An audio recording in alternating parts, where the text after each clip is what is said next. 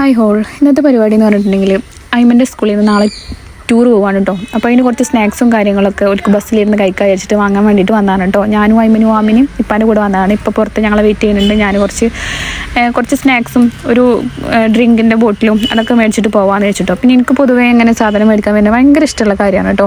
ആദ്യമൊന്നും ഞാൻ അങ്ങനെ പുറത്തൊന്നും ഇറങ്ങുന്നില്ല, എനിക്കതൊന്നും വലിയൊരു ഇഷ്ടമില്ല. പക്ഷേ എനിക്കിപ്പോൾ ഭയങ്കര ഇഷ്ടമാണ് കേട്ടോ. ഷിബിലിയും റീനും ഒക്കെ ഇങ്ങനെ സാധനങ്ങൾ മേടിക്കാനൊക്കെ അറിയാം. പക്ഷേ എനിക്കങ്ങനെ പൊതുവേ അറിയില്ല കേട്ടോ. അങ്ങനെ പാക്കറ്റുള്ള സാധനങ്ങൾ പിന്നെ അതിന് പ്രൈസൊക്കെ ഉണ്ടാവും. പിന്നെ ഈ തൂക്കി വാങ്ങുന്ന സാധനങ്ങൾ എനിക്ക് യാതൊരു ഐഡിയ ഇല്ല എത്ര വാങ്ങുക എന്താണെന്നുള്ളത്.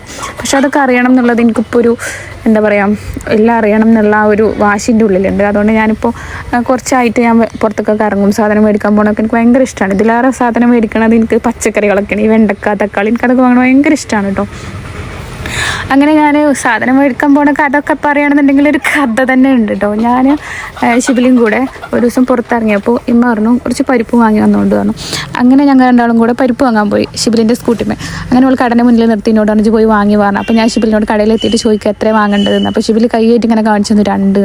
അപ്പോൾ ഞാൻ 2 കിലോനാണ് വെച്ചാൽ അയാളോട് ഞാൻ പറഞ്ഞു 2 കിലോ പരിപ്പ്. അപ്പോൾ അയാൾ വെച്ച് 2 കിലോ പരിപ്പ് വെച്ചു. അപ്പോൾ ഞാൻ ഷിബിലിനോട് റോട്ടിലേക്ക് ഇങ്ങനെ വിളിച്ച് ചോദിക്കുക, ഷിബിലി 2 കിലോ പരിപ്പ് തന്നെയല്ലേ? അപ്പോൾ കടയിലുള്ള ആൾക്കാരും കടക്കാരനും ഫുള്ള് ചിരി. അന്ന് എനിക്ക് മനസ്സിലായി 2 കിലോ പരിപ്പ് വാങ്ങാൻ പറ്റൂല എന്നല്ല, അത്രയൊന്നും ആരും വാങ്ങൂല എന്നല്ല മനസ്സിലായി. അങ്ങനെ അതിൽ നിന്ന് ഞാനത് പഠിച്ചു. അത് പിന്നെ എനിക്കൊരു വാശിയായി, എനിക്കെല്ലാം അറിയണം എന്നുള്ളൊരു വാശിയായി. ഇപ്പോഴും വല്ലാണ്ടൊന്നും അറിയില്ലെങ്കിലും അന്നത്തിലേറെ ബെറ്ററാണ് ഞാനിപ്പോൾ. അങ്ങനെ ഞാനിപ്പോൾ ഏറെക്കുറെ ആയിട്ട് പുറത്തിറങ്ങലുണ്ട് കേട്ടോ. അങ്ങനെ കടയൊക്കെ പോയ കഥകളൊക്കെ പറയാന്നുണ്ടെങ്കിൽ കുറേ ഉണ്ട് കേട്ടോ. കുറേ ചിരിക്കാനുള്ള കുറേ കോമഡികളുണ്ട്. അതൊക്കെ വീട്ടിൽ വന്നിട്ടുണ്ടെങ്കിൽ പറഞ്ഞിട്ടുണ്ടെങ്കിൽ വീട്ടിൽ പിന്നെ ആരെങ്കിലുമൊക്കെ വരുമ്പോൾ അതൊക്കെ എടുത്തിട്ട് കോമഡി എല്ലാവരും പിന്നെ ചിരി കയറാൻ എനിക്കൊന്നും അറിയില്ല എന്നൊക്കെ പറഞ്ഞിട്ട്. പക്ഷെ എന്നാലും എനിക്കതൊരു എന്താ പറയുക, ഞാനൊരു കാര്യം പഠിച്ചു എന്നുള്ളൊരു എന്താ പറയുക നല്ലൊരു ഇതാണ് എനിക്കുണ്ട് ഉള്ളിൽ കേട്ടോ. എനിക്കത് മനസ്സിലായല്ലോ എന്നുള്ള ആ ഒരിത്.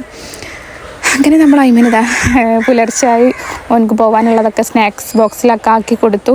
ടാറ്റൊക്കെ തന്ന് പോകാനുള്ള പരിപാടിയാണ് കേട്ടോ. അപ്പോൾ വീഡിയോ ഇഷ്ടപ്പെട്ടാൽ ലൈക്ക് ചെയ്യുക, സബ്സ്ക്രൈബ് ചെയ്യുക, കമൻറ്റ് ചെയ്യുക.